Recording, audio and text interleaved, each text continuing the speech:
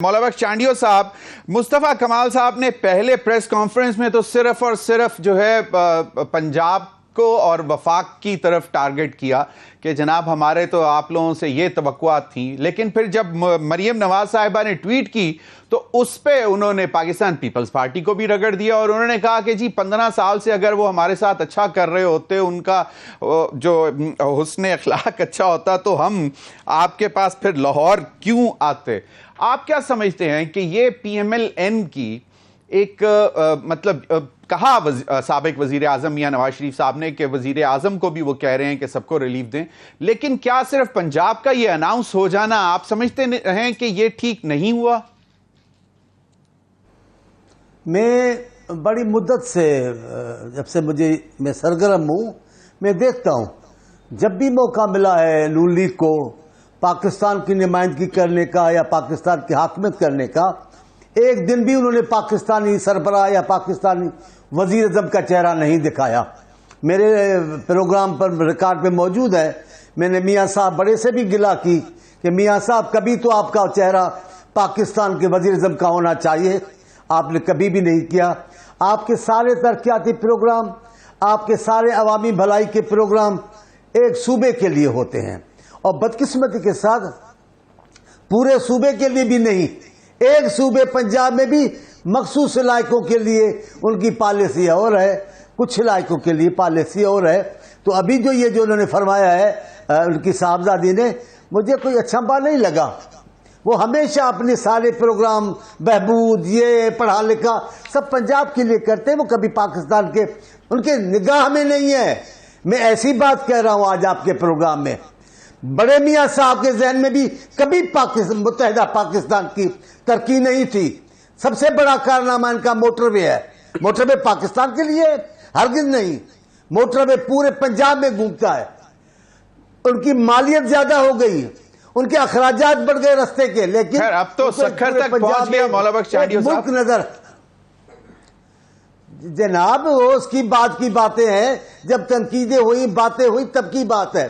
جب یہ منصوبہ بنا تو ایک صوبے کے لیے تھا، پاکستان کے نہیں تھا۔ لیکن اگر آپ اس پہ بھی بات کریں گے تو میں کروں گا۔ دوسری بات، مصطفیٰ کمال صاحب نے جو باتیں کی ہیں وہ بھی ٹھیک ہے، وہ بھی ٹھیک ہے، میں ان سے اختلاف نہیں کرتا ہوں۔ وہ سندھ کے رہنے والے ہیں، لیکن وہ کبھی خود کو سندھی محسوس نہیں کرتے۔ پیدا سندھ میں ہوئے ہیں، بڑے سندھ میں ہوئے ہیں، سیاست سندھ میں کی ہے، حکومت سندھ میں کی ہے، لیکن وہ خود کو سندھی نہیں سمجھتے۔ اللہ ان کو خوش رکھے، ہمیں ان سے ناراض نہیں ہے۔ لیکن جس عرصے کی وہ بات کرتے ہیں اور سندھ گورنمنٹ کی بات کرتے ہیں، مجھے بتائیں قائم علی شاہ سے لے کر آج مراد شاہ تک، بھٹو صاحب سے لے کر بی بی تک، بتائیں مجھے کراچی کی ترقی پر اگر ان لوگوں نے نہیں کام کیا تو کس نے کیا ہے؟ بتائیں۔ میاں صاحب کے زمانے کی کراچی بھی بتا دیں، آپ کا کوئی اور محبوب لیڈر ہو مشرف تو اس کی بھی مہربانیاں بتا دیں۔ پیپلز پارٹی کا ہی کارنامہ ہے کراچی کی پوری ڈیولپمنٹ، کراچی کے پورے ترقیاتی منصوبے پیپلز پارٹی کا، اور ابھی بھی مراد علی شاہ صاحب کے زمانے میں بھی جتنا کام کراچی میں ہوا ہے کبھی نہیں ہوا۔ اب نہ مانے تو کیا؟ دوسری بات، بس میں بات ختم کر رہا ہوں۔ مولا بخش چانڈیو صاحب کوئی ایک چیز کا جواب دے دیں تاکہ پھر میں گفتگو آگے لے کر چلوں۔ مولا بخش چانڈیو صاحب، تو اگر اس قسم کی پالیسیز ہیں پی ایم ایل این کی تو پھر کیوں سہارا دیے کھڑے ہیں ابھی تک، جبکہ بلاول صاحب کہہ رہے ہیں کہ اب ہم جو ہے ذرا آڑے ہاتھوں لیں گے حکومت کو، کیونکہ وہ اب ڈیلیور نہیں کر رہے صحیح طرح جو ہم توقعات تھیں کہ اکنامک فرنٹ پر بجلی، مہنگائی، سب کچھ۔ اب ذرا سنیے گا، 2 جملے کہہ دوں پھر آپ بات ختم کروا دیں۔ اگر ہم اتنے خراب چلے ہیں کراچی شہر کے لوگوں کے ساتھ یا ایم کیو کے ساتھ، تو یہ بار بار مڑ کے ہم سے کیوں اتحاد کرتے ہیں؟ ہمیں ہی اپنا بھائی کیوں سمجھتے ہیں؟ اس کا مطلب وہ سیاسی بیان ہے، ہم نے کی ہے۔ اب آپ پوچھتے ہیں ترقیاتی، اس کا ابھی کیا آپ کو کس کا سوال پوچھا ابھی آپ نے ہمارے سے؟ یہ اس کا پیپلز پارٹی کے حوالے سے کس کا پوچھا آپ نے ابھی؟ جی، بلاول صاحب نے کہا ہے کہ اب ہم حکومت پر کڑی نظر رکھیں گے، تنقید بھی کریں گے، کیونکہ یہ ابھی تک اکنامک جو ہماری پرابلمز ہیں ان کو ایڈریس نہیں کر سکے، مہنگائی بھی اسی طرح ہے، بجلی کے نرخ بھی بہت زیادہ ہیں۔ مجھے یاد آ گیا، آپ نے کہا، مجھے بھی یاد آ گیا، آپ نے کہا اگر اتنے ہی برے چلے ہیں تو آپ ان کو ٹیک دے کیوں کھڑے ہیں؟ دیکھیں ہر مسئلے کی اپنی ایک اہمیت ہے. صحیح. ایک مسائل وہ ہیں جو ہمارے صوبے سے وابستہ ہیں, کچھ مسائل ایسے جو پاکستان پر اثر انداز ہوتے ہیں. بلاول صاحب نے, پیپلز پارٹی نے, زرداری صاحب نے, بی بی نے جبھی بھی مسائل مد نظر رکھے. صحیح, آپ کا پوائنٹ آ گیا کہ پاکستان کی خاطر کھڑے ہیں. پاکستان میں پاکستان کی خاطر ایسے نہیں, ایسا نہیں. صحیح. پاکستان کی جمہوریت کو نقصان نہ پہنچے, ہم نے اسی لیے حمایت کی. ہمیں پیپلز پارٹی کی سیاست کبھی بھی پنجاب مخالف نہیں رہی, اور اسی لیے ہمیں سندھ میں بھی کئی مسائل کو منہ دینا پڑتا ہے کہ ہم پنجاب کے ساتھ سیاست کرتے ہیں, اور ہمیں ہے, ہم سمجھتے ہیں ہم پاکستان کی سیاست کرتے ہیں, اس لیے پنجاب اس کا حصہ ہے, وہاں بھی لیں گے. لیکن یہ معاملہ مسائل کا ہے.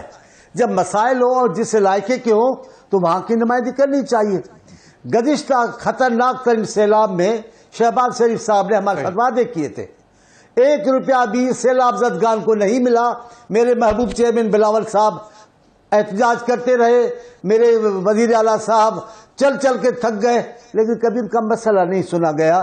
اسی لیے یہ سارا معاملہ ہوا ہے. اب آپ کے سوال کی بات ہے, اس میں مجھے کوئی شک نہیں لگتا کہ خان صاحب کو اپوزیشن میں تھے, حکومت میں تھے, ایک دن بھی ان کے سر سے طاقتور ہاتھ نہیں ہٹایا گیا.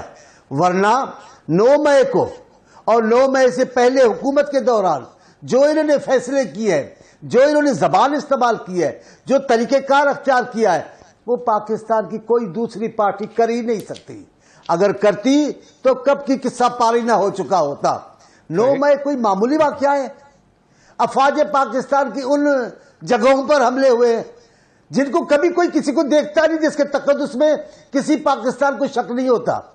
ہمارے سندھ میں اتنے احتجاج ہوتے ہیں, لیکن افواج پاکستان کے حوالے میں خود ضیاء الحق کا زمانہ ہے جس میں میرا سرگرم حصہ ہے.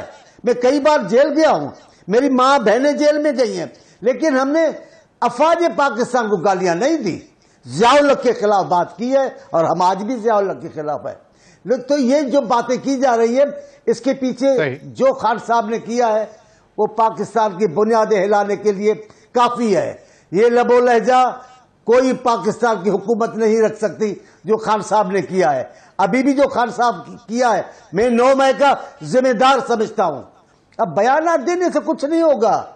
میں نے 9 مئی کو جو دیکھا ٹی وی پر, میں تو حیران رہ گیا. افواج پاکستان کے لوگ گاڑیوں میں جا رہے تھے اور پی ٹی آئی کے لوگ ان کو لاٹھیاں مار رہے تھے, کوئی نتیجہ نہیں نکل رہا تھا. سندھ میں کوئی انگلی بھی اٹھائے, اشارہ بھی کرے افواج پاکستان کے کسی جوان کے سامنے, تو اس کا بیڑا غرق کر دیا جائے, اس کو ایسے مٹا کے رکھ دے. یہاں اتنے دھڑلے کے ساتھ لاٹھیاں مار رہے تھے افواج پاکستان کو. اس انداز سے پاکستانی فوج کے سربراہ کے خلاف بولا جا رہا تھا. آپ کو تصور ہے یہ جو میں نے تب کہا تھا. جانیے صاحب, کارڈ آپ کو تو آپ کو کیا لگتا ہے کہ جنرل فیض حمید کی جنرل فیض حمید کی گرفتاری کے جی کوئکلی سر, میں تاکہ ذرا کوئک راؤنڈ کرنا ہے کیونکہ وقت کم ہے. میرا یہ ہے کہ میں نے تب دیکھا, میرا جملہ ریکارڈ پر ہے کہ اگر اس سیاست کو اتنا طاقتور بنا دیا گیا تو پاکستان کے بخے ادھر جائیں گے. ایک آدھا ادارہ تو رہ گیا ہے جس میں پاکستان کا اعتماد ہے. آپ اس ادارے کو اگر متنازع بنائیں گے اور اپنی سیاست کی وجہ سے اس کو خراب کرو گے تو پاکستان تو نہیں چل پائے گا. فیض حمید صاحب خان صاحب کے پیر صاحب ہیں, جو خان صاحب کی ساری سیاست فیض حمید صاحب کے تسبیحوں کے زور سے چلی ہے. ان کے بغیر وہ کچھ بھی نہیں کر سکتے تھے. جو بھی طاقت آپ دیکھ لیں,